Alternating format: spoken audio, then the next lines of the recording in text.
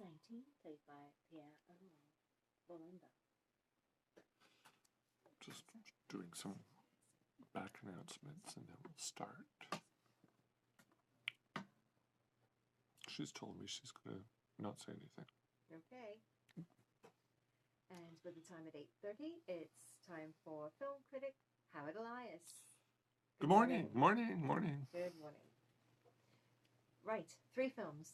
Actually, and 3 films and a sort of a recap. Because last week, I did a film that's opening today called When Sun Meets Moon. It's a Hong Kong film, and I did not like it. So that's all I'm going to say about that film. If you want to find out what I really think about that film, you can either listen in on the archive for this show from last week or check out my website for my written review. Now, the reason why I reviewed that film last week is because last week I went to see Star Wars, which opened last week, but I'm going to review it now. So, Stacey, cue the music. No, you hum it. No, da da da da da da da da da. Okay, how's that? All right, this is a spoiler-free review. I'm not going to tell you. Well, I might tell you 1 or 2 things about the story, but I'm not going to ruin it for you. In case you haven't heard, it is not getting great reviews. Did you hear? No. Oh, yeah, it's not getting great reviews. Okay. It's not a bad film. It's just it's not a good film either. Let's put it that way. Yeah, it's not great. Where does this fit in with the whole prequel, sequel? This takes place about 5 years before Episode 4, which was the first Star Wars film that came out 41 years ago. Can you believe it? 41 years ago. Just the other day was the anniversary. Yeah, I was just in diapers back then. So this takes place 5 years before the events where we meet the Harrison Ford incarnation of Han Solo. Han Solo. We can't say Han Solo, it's Han Solo, even though in many of the films he was called Han Solo.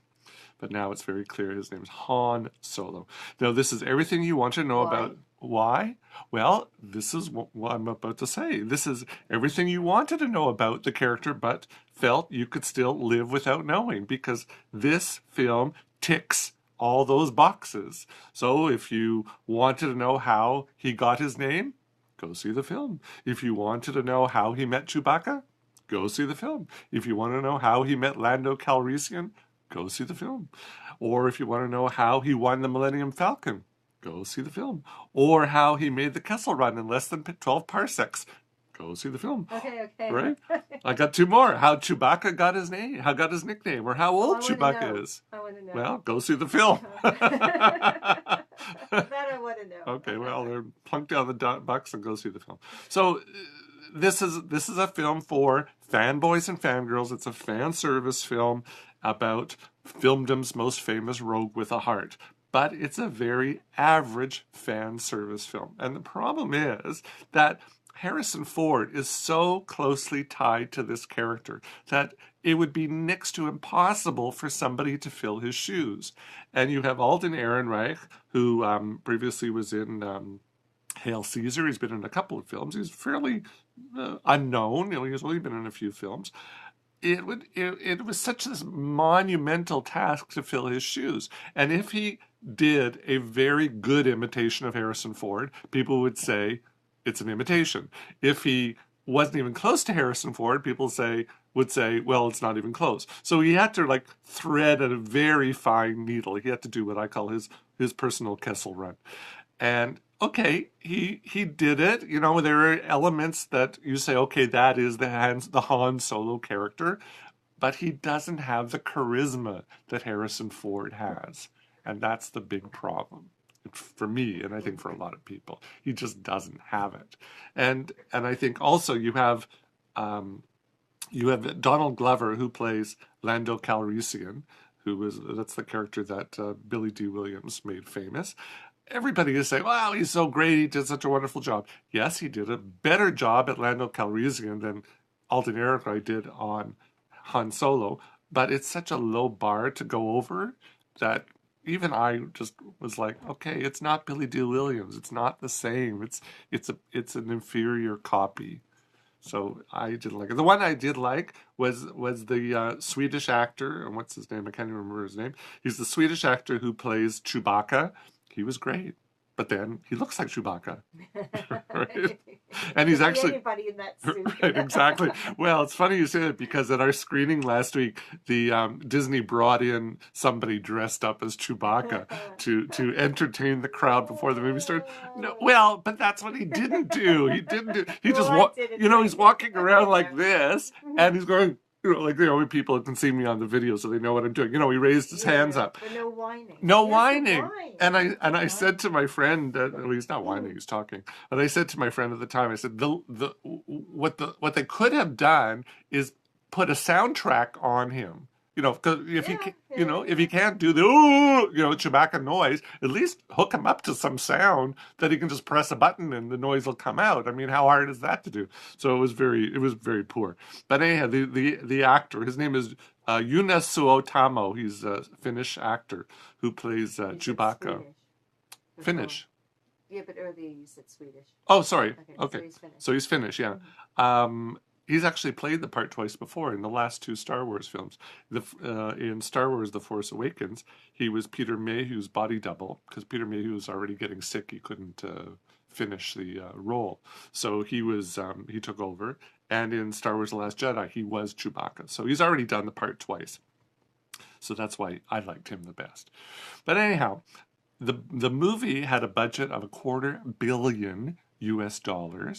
It is not making that up, and I think it's very interesting. The opening weekend last weekend, it made something like 148 million. Now, for most other movies, that would be a bonanza, but for a film that costs $250 million, it's terrible. And we would have to make $500 million. We have to make twice that amount to break even. And Disney is saying that it's probably not going to break even. So it makes fans wonder, are we going to see Han Solo and Chewie and Lando again? And that answer is yes, because the other day or last week it was announced that the director of Logan, James Mangold, he's been signed on to make another spin-off about Boba Fett, who was that? I think Boba Fett was, I don't know. Boba Fett was the bounty hunter, if I remember correctly. Yeah, you're giving me a look. I think Boba Fett was shrugging my shoulders. Yeah, Boba Fett. So, just if in case you think that maybe Disney should look for other galaxies to do stories on, no, they're sticking with this galaxy and these characters. And so we're going to see these characters again, probably in 2020. Now, I saw this film in 3D. I do not recommend seeing it in 3D because it's a very dark film. It's very visually dark. And there were times that I had to take the glasses off just to see what was on the screen. So although I was sitting off to the side, which is always a problem with 3D films, I was talking to a friend the other night who was sitting in the middle, and I said, "Could you see everything?" And he said, "Yeah." So if you're going to go see 3D, sit in the middle. If you're not going to sit in the middle, do not see it in 3D. That's my take. And my feeling is, you know what? Don't even see the film. Well, go see the film. But it's not a great film. All right, so that's Solo, A Star Wars Story. Now, there's a few other films opening today.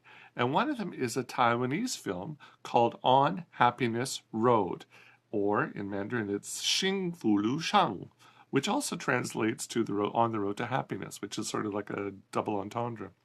So On Happiness Road, it's an animated film. And I don't know if you know this, Stacy, that at one time, not so many years ago, Taiwan had a very vibrant animation industry.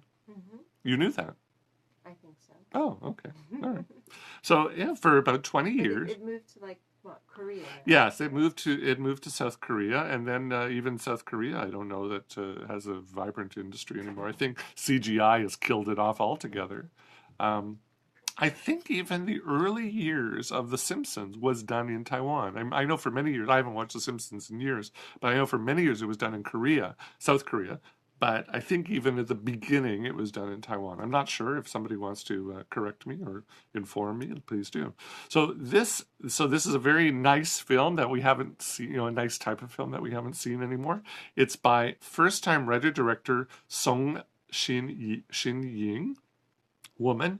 And it's based on a short film that she did in 2013 of the same name. So she did the short film, and then she got a little bit of money thrown at her, a very little bit of money, I have to say. But she managed to make a full-length version of this film. So kudos. Now, the story begins in the late 2000s. Lin Shuqi, who's voiced by Taiwanese actress Gui Lun-mei. She's a 30-something-year-old Taiwanese woman who's married and living in the U.S., and she receives word that her grandmother, who's a sagely Aboriginal woman, has just died. And she returns to her family's home in Taipei to help out with the funeral arrangements. Now, once she's there, she finds her parents in a very sad state. Her father, who has always loved his lottery tickets, is now unemployed from his factory job. He's lost his factory job, and he now spends his days gambling or lying on the sofa. And her mother, meanwhile, is rummaging through the neighborhood rubbish to find things that can be sold for cash, which is a situation we have here. In fact, it's in the news right now about the old people who do that for a living. So for Chi, this certainly wasn't how she expected life to turn out when she and her parents moved on to Happiness Road, that's the name of the street that they live on, in the late 1970s. Now, back then, and I lived in Taiwan in the 90s, so I know this is very true, back then, Taiwan was thought to be an island paradise. That's what the Taiwanese used to say, and I got there in 1992 and people would say, it's an island paradise. And I go, really? But that's what they were taught. And they were basking in the afterglow of the leadership of the Kuomintang Party and the late Chiang Kai-shek, who we learned died on the same day that little Chi was born. Now, everyone was poor back then, and the city's rivers and streams overflowed with garbage, and the streets were filled with potholes. But everybody was happy, and they were told that if they work hard, they could live the middle-class dream. They all bought into that. And certainly, by and large, it's true, right? It worked. Now, and in Chi's case, that was the situation, as the story flashes back to her childhood years, first when she was at elementary school, and she and her classmates would be punished if they spoke that, and I'm going to use air quotes here, inferior Taiwanese dialect. And I know even when I lived there in 1992, I lived with a Taiwanese family, the kids were not allowed to speak Taiwanese at school. If they were fined. And I think some of them, not my kids that I lived with, but I know other kids, I think, were smacked if they spoke Taiwanese. Fortunately, by the time I left in 1995, they got rid of that rule and kids were allowed to speak Taiwanese in school. So later, going back to the film, later, when we see Chi, she graduates from university and she goes off to America to pursue a career. But for Chi, happiness is an illusory concept because in America, she finds that it's not as perfect as she had hoped to be. She now is pregnant, she's got a failed marriage, and her career just didn't really go anywhere. Now, to make matters worse for her, her grandmother, who's always a source of inspiration and wisdom, has passed away. So she's not a happy camper. Now, I have to say, for the first-time filmmaker, Ms. Song, she's done a great job for what must have been a very challenging effort for her first film to do an animated film. Wow, 10 out of 10, right? I give her that much. Unfortunately, the story covers so much ground because she's covering 30 years of Taiwanese history. And she's like, and I said to you just before we went on air, she's like a Taiwanese Forrest Gump. Anything that happened in Taiwan, she's there. Little Chi is there. So, and it's a little bit over the top. So, yeah, so we watch as she has this the business with speaking Taiwanese at school or not speaking Taiwanese at school, and she goes to school with the president's daughter, and she finds herself in the middle of a student protest, and she survives a devastating earthquake. So it's a bit over the top. So okay, she's an inexperienced director. Cut her some slack. Hopefully she'll learn that less is more, and in her next film she'll dial it back a little bit. Now, that aside, I think the story does offer some nice insights into happiness and where you can find it, delivered by Granny's ghost, which is very sweet. And as Chi finally comes to understand, the road to happiness has a few bumps in it, but it's usually found close to home.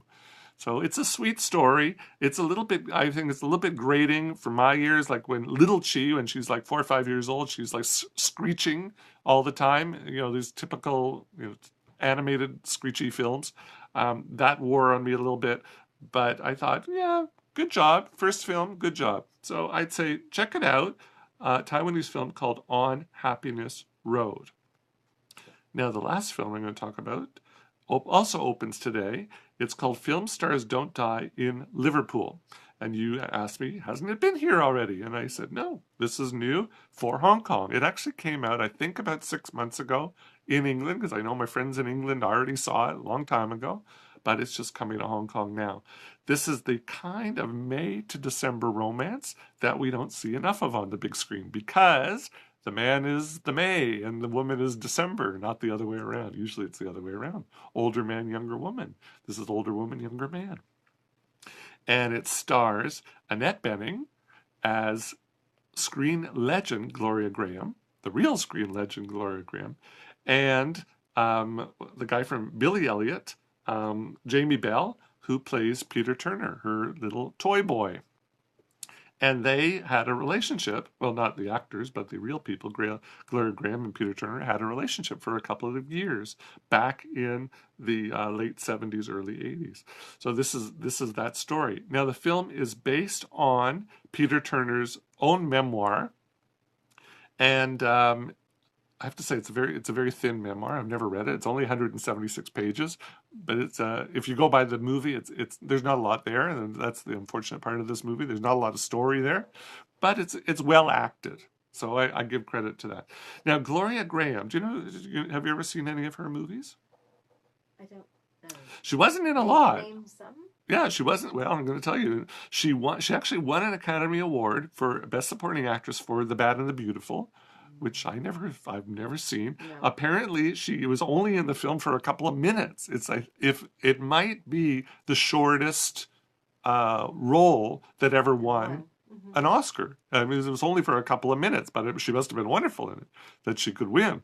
But what you'll probably know her, the role you'll probably know her for, is the portrayal of Violet Bick in It's a Wonderful Life. Did you ever see It's a Wonderful Life? Oh, one of my favorite movies. I watch it every Christmas, and I cry my eyes out at the last scene. I think I saw it like once, and that's why I don't. Oh, it's such a wonderful movie. This is a movie I can see and I have seen over and over again. So Violet Bick is like sort of the femme fatale of Bedford Falls. That's the fictional town where the action takes place, and she carries a torch for Jimmy Stewart's character. And she does very, very well in that movie. So she wasn't in a lot of movies, but her claim to fame in Hollywood was she was a femme fatale. Outside of Hollywood, or off the movie screen, but still in Hollywood, she was nothing short of, what's the word I'm trying to think of? Scandalous. She had 4 husbands. And her fourth husband, my nose is about to run here. Her 4th husband was the son of her 2nd husband. Oh dear. Oh dear, yeah. Yeah. And to make matters worse, it was rumored that she seduced the fellow when he was just 13 years old. Ooh. Yeah. So she was very scandalous.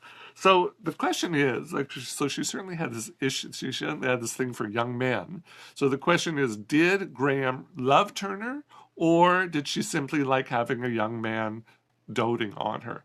And I think, after watching the film, it's a bit of both. That certainly, she did, she did love the attention that he gave her, but I think at the end she really did love him. But that's according to him, because it's based on his memoir that she really did love him. Is this at a point in her life where she's kind of like getting much older and she's not working and she's not, and she's going through like some kind of like depression or something? Well, like that? she's actually dying. She's dying. Yes. Yeah. She's her Hollywood career is basically finished. She's so she died at 57. So this is about 50 when she's 55. So it's 2 years before she died. And so her Hollywood career is finished. She's already divorced 4 times, including to the son of the 2nd, right? And she's gone off to England to do stage work, to be in plays. And she's in Lancaster, England. I don't think the movie says Lancaster, but she was. And she collapsed. And so she got a hold of Turner. They had split up by this point, and she got a hold of him, and she said she wants to come to Liverpool. I don't know how far Lancaster is from Liverpool. I don't think it's that far. So she said she wants to come to Liverpool, and she basically wants to die there. And so he brings her to his parents' home, and his parents and him look after her for those last few months. Wow. So apparently, yeah. So she knew I forget, she had cancer, and I'm trying to remember what kind of. I think she had breast cancer. I Uh, think so. yeah, Yeah. and she didn't do anything about it. You know, she didn't. Or I think maybe she had. I mean, certainly, look, we're talking. You know, what year was this, in the early 80s? The cancer treatment is not like it is today. So I maybe she had chemo and didn't continue with it. She certainly didn't have radiation, so she might have had chemo and gave it up, and it spread, and so she died there. And I don't think that's revealing too much. I mean, you can read that. So I think, as I said, it's a very threadbare story, but it's really well acted. I mean, these are two wonderful actors. She's wonderful. It's a shame she's never won an Academy Award. She's been nominated quite a few times, I believe, but she's never won. And hopefully, maybe this year will be her year. She's in a new film which was just released the other day called The Seagull, which I think is what, the Chekhov play or something. Anton Chekhov, I think it's that. It was just released the other day in the States. There's no word on when it's coming here, but I'm sure it'll come here eventually. And apparently she's in the upcoming Captain Marvel film due out next March, but I don't know what role she has there. The film also features a couple other actresses we don't see enough of. Julie Walters, who plays Peter's mother. She's, you know, of course, she's in the Paddington series these days. She's always wonderful. I mean, this woman, she's, you know, you can give her a phone book and she'll do it wonderfully. And the other one who's exactly the same in terms of talent is Vanessa Redgrave. I hate her politics, but I completely respect her as an actress. And she plays Graham's acerbic tongue mother. And it's very interesting. She has a very small part in this film, but she's just absolutely wonderful in this small part. So as I was thinking about what to say, I don't know if you're familiar with the line, "There are no small parts, only small actors." So Stanislavski was the one who said this film. He's a legendary actor, director, and theorist. And certainly, you know, you have Vanessa Redgrave in a very small part here, but she makes the most of a very small part. So Stanislavski's correct. There's no such thing as a small part, only a small actor. So I think this is a fairly good film. I think certainly check it out. The one problem I had was the time shifts. It jumps back and forth, and some of these time shifts are very strange. Like it'll jump about 2 minutes into the future, and then it jumps back. And so the first time that happened, I thought, oh, there's something wrong with my film print, that it's jumped. And then it happened a few times, and I went, I got it. So the first time when you see this film and it jumps about 2 minutes into the future, it's correct. You know, so don't freak. Don't. Not an editing with this. Yeah, it's not an editing problem. It's not a problem with your DVD or the DCP player in the cinema. It's the way it's supposed to be. So it's art. Let's put it that way. So that's called Film Stars Don't Die in Liverpool. I'd say, yeah, check it out. It's a sweet film. It's a nice film and very good performances. So that's it. Thank you very much, Thanks. Howard Elias.